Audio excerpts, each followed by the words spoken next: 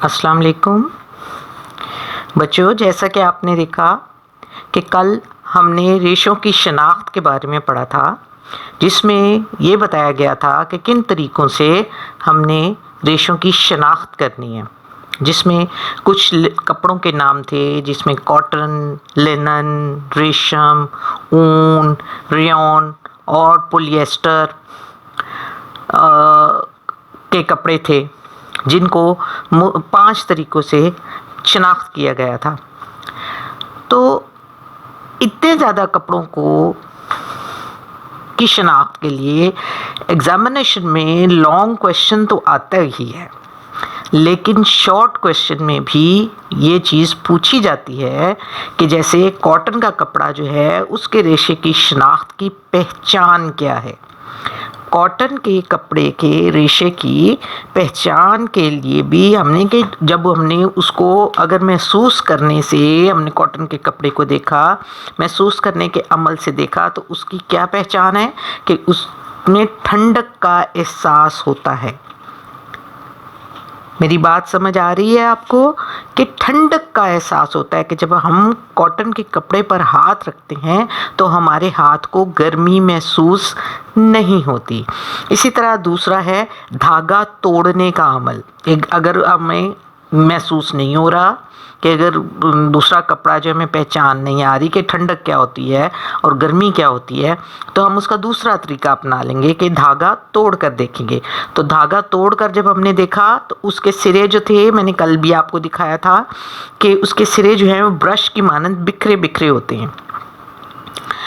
तीसरा तरीका था, ये कॉटन के कपड़े की पहचान है कि तीसरा तरीका, अगर जब हमें धागा तोड़ कर भी हमने देख लिया, हमने महसूस करके भी देख लिया, हमें नहीं एहसास हो रहा, तो हमने क्या किया, तीसरा तरीका क्या अपनाया कि उसको जला कर देखा। जलाकर कैसे देखा कि शोला जलाकर उसके करीब जब लेकर गए तो वो एकदम उसने आग पकड़ ली। जल्दी से वो जलता है और उसकी राख जो है वो बारीक और हल्की होती है, और उसकी बू जो होती है वो क्या है, उसकी बू जो है वो जलने की कागज़ के जलने की मानंद होती है। जो उसकी स्मेल उठती है, जैसे हम माचिस जो तीली है वो जलाते हैं तो हमें गंधक की स्मेल आती है, एक ख़ास स्मेल होती है जो कि हमें पता लगता है ये कहीं पर माचिस जलाई गई है। बिल्कुल इसी तरह जब कॉटन का कपड़ा जलता है तो आपने देखा होगा कि जब कभी हम कपड़े इस्त्री करते हैं जिस वक़्त, तो अगर कपड़े के ऊपर, सूती कपड़े के ऊपर इस्त्री पड़ी रह जाए तो कपड़ा जब ब्राउन होता है तो हमें उसके ख़ास जलने की महक आती है।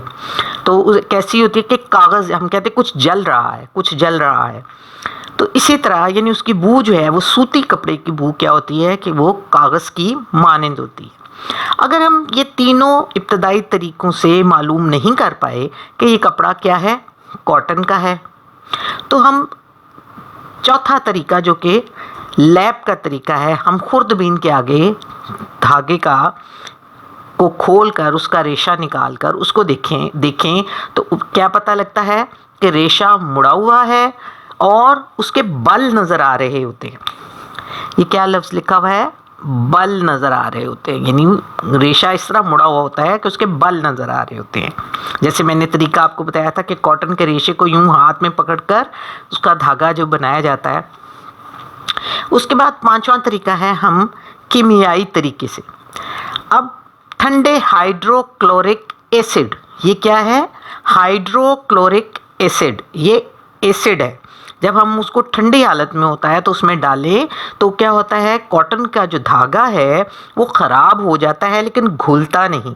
लेकिन अगर हम हाइड्रोक्लोरिक एसिड की मिकदार को बढ़ा दें, यानी उसकी जो एसिडिटी है उसमें शिद्दत ले आएँ, ये तेज़ हाइड्रोक्लोरिक एसिड कहलाता है, उसमें जब अगर हम उसको डाल दें तो उसका धागा जो है वो घुल जाता है।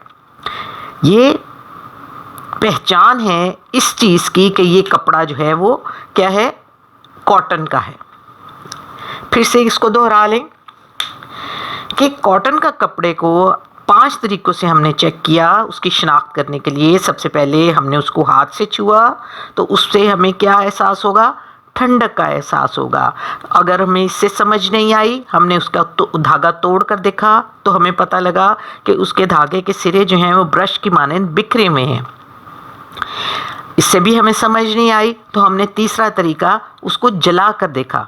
एकदम उसने आग पकड़ ली और उसकी राख जो थी वो हल्की है और उसका जो है उसकी कागज़ की बू जैसी उसकी महक आई है।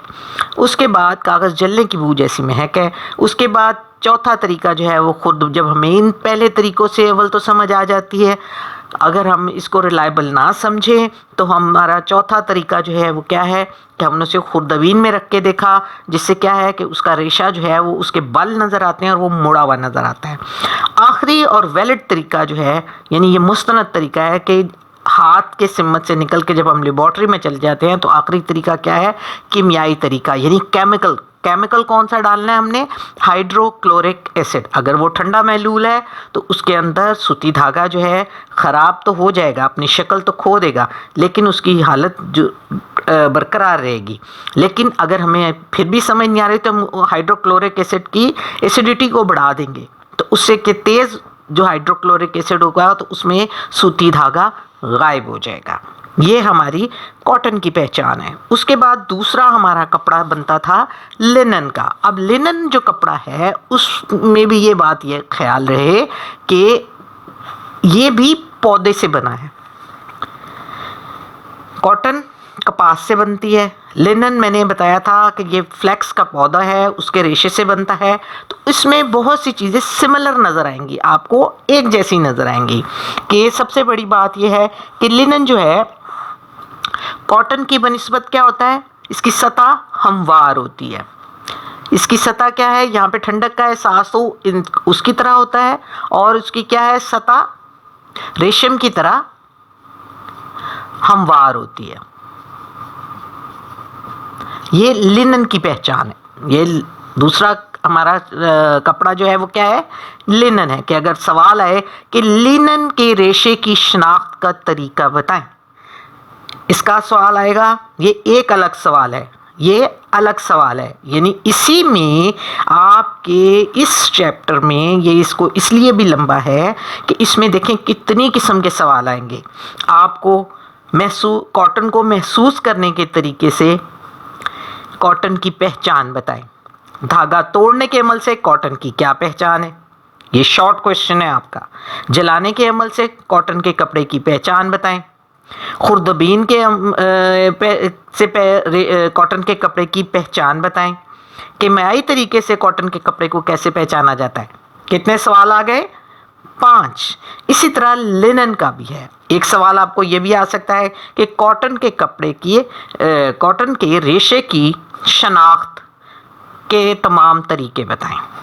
अब उसमें आप ये 5 तरीके लिखेंगे और उसके आगे ये पूरा आपको दे दिया जाएगा, या आपको कॉटन, लिनन, रेयॉन इस तरह के 2-3 कपड़ों का नाम दे दिया जाएगा और कहा जाएगा कि इसकी शनाख्त बताएं। तो उस सूरत में आप क्या करेंगे, अपने ब्लॉक्स बनाकर उस सूरत में आप दे सकते हैं, लेकिन 5 के 5 तरीके लिखने पड़ेंगे।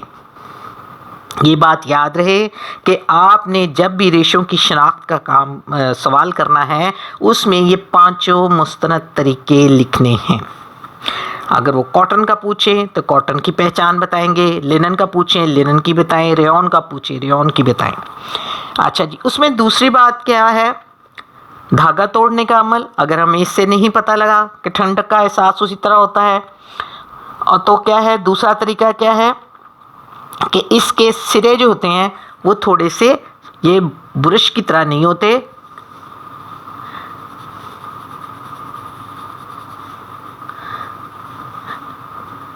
सिरे लंबे और चमकीले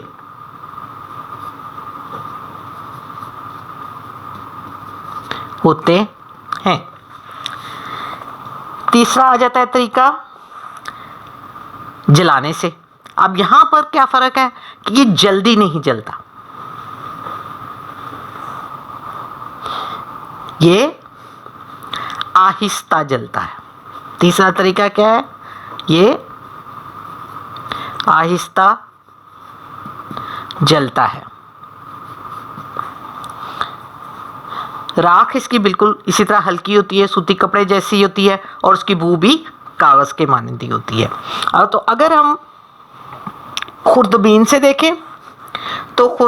देखें तो इसका रेशा कैसा होता है, इसको जगह जगह से उसके जोड़ नज़र आते हैं। जिस तरह बांस को आप देखें या गन्ने को आप देखें तो उसके दरमियान में जोड़ नज़र आ रहे होते हैं, तो ये ऐसा नहीं होता, बल्कि इसके बांस की तरह जो है वो जोड़ नज़र आ रहे होते हैं। इस रेशे की पहचान क्या है, क्योंकि ये रेशा लंबा होता है इसलिए इसकी बांस की तरह इसके जोड़ नज़र आ रहे होते हैं।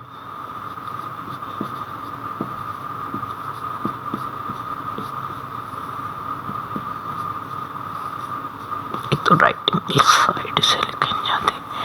अच्छा जी, उसके बाद है यहाँ पर कीमियाई तरीके से जो है वो बिल्कुल यही सेम असर होता है, यानी लिनन और कॉटन में ये चीज़ें सिमिलर हैं।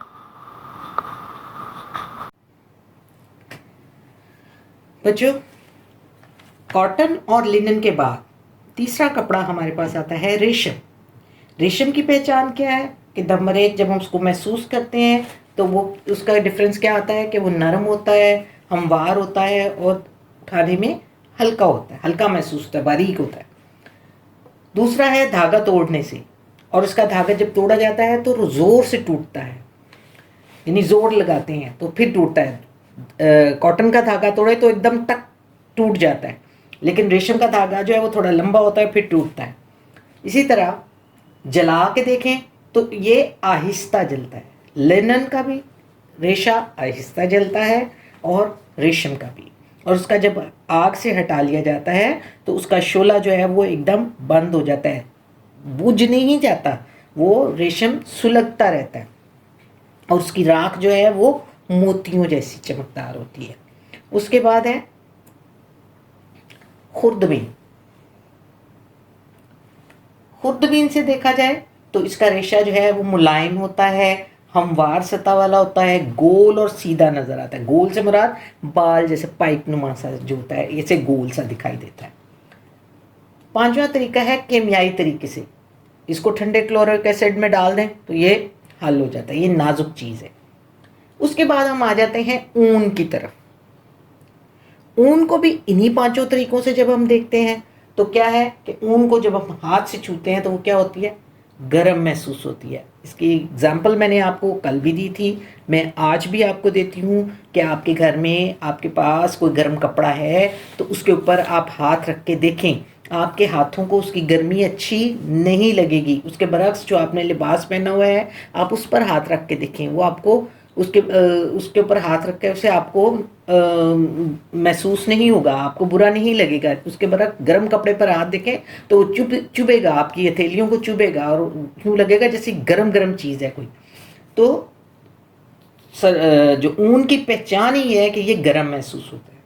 उसको तोड़ा जाए तो वो लचक से टूटता है, यानी उसके अंदर लचक होती है, यानी एकदम फौरी नहीं टूटता, वो लंबा हो जाता है और फिर टूटता है। तीसरी बात है जलाने से।